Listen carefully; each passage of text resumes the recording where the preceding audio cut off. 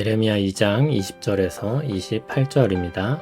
키워드는 사랑하였은즉 빼앗긴 마음 참된 터입니다. 내가 옛적부터 내 멍에를 꺾고 내 결박을 끊으며 말하기를 나는 순종하지 아니하리라 하고 모든 높은 산 위에서와 모든 푸른 나무 아래에서 너는 몸을 굽혀 행음하도다. 내가 너를 순전한 참 종자 곧 귀한 포도나무로 심었거늘 내게 대하여 이방 포도나무의 악한 가지가 되면 어찌 됨이냐. 주 여호와의 말씀이니라. 내가 잿물로 스스로 씻으며 내가 많은 비누를 쓸지라도 내 죄악이 내 앞에 그대로 있으리니 내가 어찌 말하기를 나는 더럽혀지지 아니하였다. 바알들의 뒤를 따르지 아니하였다 하겠느냐. 골짜기 속에 있는 내 길을 보라. 내 행한 바를 알 것이니라. 발이 빠른 암낙타가 그의 길을 어지러이 달리는 것과 같았으며 너는 광야에 익숙한 들 암나귀들이 그들의 성욕이 일어나므로 헐떡거림 같았도다. 그 발전기에 누가 그것을 막으리요. 그것을 찾는 것들이 수고하지 아니하고 그 발전기에 만나리라. 내가 또 말하기를 내 발을 제어하여 벗은 발이 되게 하지 말며 목을 가라하게 하지 말라 하였으나 오직 너는 말하기를 아니라 이는 헛된 말이라. 내가 이방신들을 사랑하였은즉 그를 따라가겠노라 하도다.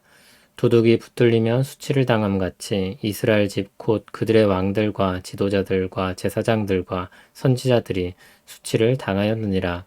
그들이 나무를 향하여 너는 나의 아버지라 하며 돌을 향하여 너는 나를 낳았다 하고 그들의 등을 내게로 돌리고 그들의 얼굴은 내게로 향하지 아니하다가 그들이 환난을 당할 때에는 이르기를 일어나 우리를 구원하소 하리라.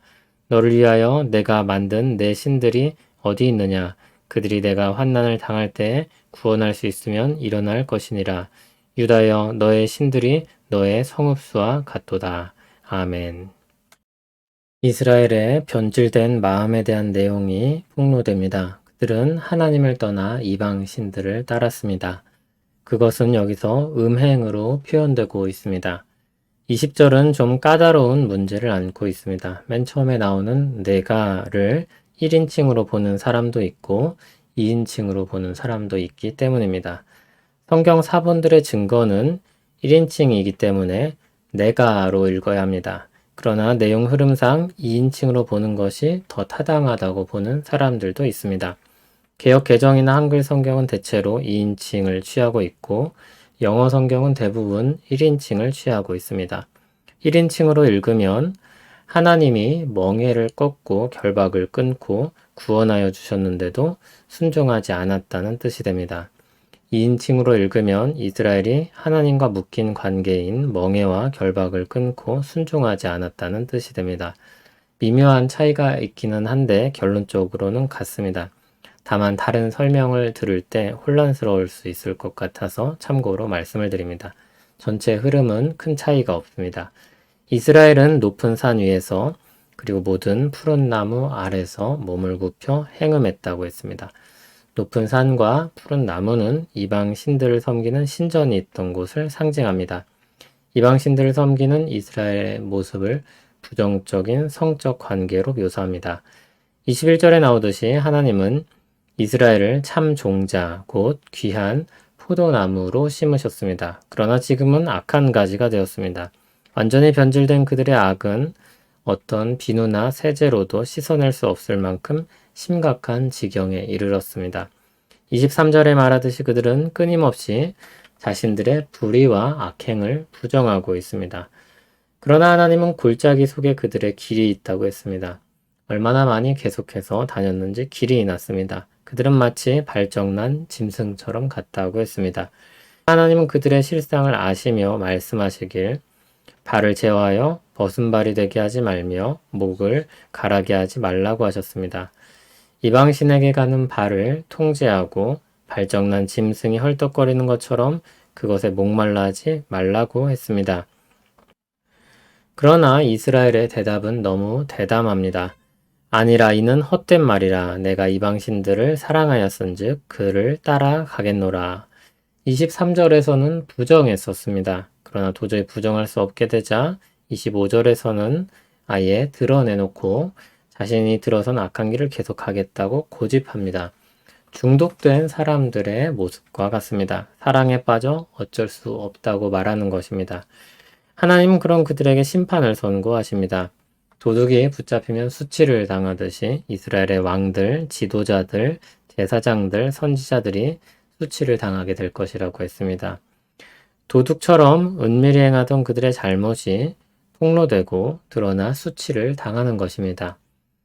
특히 왕으로부터 모든 지도자들에게 그 책임이 돌아갑니다. 그들은 나무와 돌에 불과한 이방 신들에게 아버지라 부르고 자기를 낳았다고 했습니다. 그러면서도 그들은 환난 당할 때 하나님을 찾으며 일어나 우리를 구원하소서 합니다. 하나님은 그들이 부르던 신들이 어디 있냐고 하실 것입니다. 나무와 돌에 불과한 이방 신들이 무엇을 할 수 있겠습니까? 하나님은 선지자를 통해 말씀하십니다. 구원할 수 있으면 일어날 것이라. 그렇게 그들이 의지하던 신들이 성읍수만큼 많다고 했습니다. 그러나 단 하나도 그 중에서 일어나는 신은 없을 것입니다. 이미 마음이 빼앗긴 이스라엘은 이방 신들을 사랑하여 그들에게 갈 수밖에 없다고 말합니다. 이전에 편의점에서 로또를 사시면서 한 어른이 했던 말씀이 잊혀지질 않습니다. 이거 중독이야. 안 되는 줄 아는데 또 사. 이미 마음이 묶여버릴 때, 마음이 묶인 곳이 허상에 불과할 때 정말 비참하지 않을 수 없습니다. 그렇다면 하나님은 어떨까요? 예수님께서 불의한 재판장을 비유로 말씀하셨습니다. 불의한 재판장이지만 귀찮아서라도 한 과부의 이야기를 들어 풀어준다면 하나님은 어떠하시겠냐고 하셨습니다. 하나님은 택하신 자들의 기도를 들으실 것입니다. 속히 그 원한을 풀어주실 것입니다. 마음이 묶여야 할 곳에 묶여 있기를 바랍니다. 텐트를 칠 때 팩이라고 부르는 긴 지지하는 못을 받게 됩니다. 단단히 고정될 수 있는 땅에 꽂아야 합니다. 그런데 겉으로는 괜찮아 보이는데 전혀 지지를 해주지 못하는 땅도 있습니다. 그러면 얼마 지나지 않아 텐트는 쓰러집니다. 우리 마음을 굳건한 반석이 되시는 주님께 둘 때 우리 신앙은 비로소 견고할 수 있습니다. 마음을 두고 있는 곳을 확인할 수 있는 방법이 몇 가지 있습니다. 평소에 시간을 어디에 많이 쓰는지 살피면 됩니다. 자유롭게 쓸 수 있는 재정을 무엇을 위해 사용하는지 살피면 됩니다. 어려움 당할 때 무엇을 찾는지 살피면 됩니다. 쉼과 즐거움을 다 버리라는 말이 아닙니다. 하나님께서는 우리를 분명히 쉬게 하셨고 즐거움을 누리며 살게 하신 것들도 있습니다. 우리 마음의 기초를 어디에 두고 있는가? 어디에 사로잡혀 있는가? 우리가 정말로 신으로 모시는 것이 무엇인가? 그것을 묻는 것입니다. 오늘 말씀 우리에게 그것을 물으며 참된 터 위에 우리 삶을 두라는 메시지를 주고 있습니다. 우리 반석이시며 피할 바위 되시는 우리 주님을 찬송합니다. 오늘도 주님께 나아가 우리 마음을 쏟아놓습니다.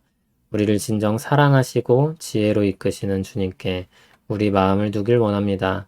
우리 주 대신 하나님께 고백하오니 우리를 견고하게 하옵소서.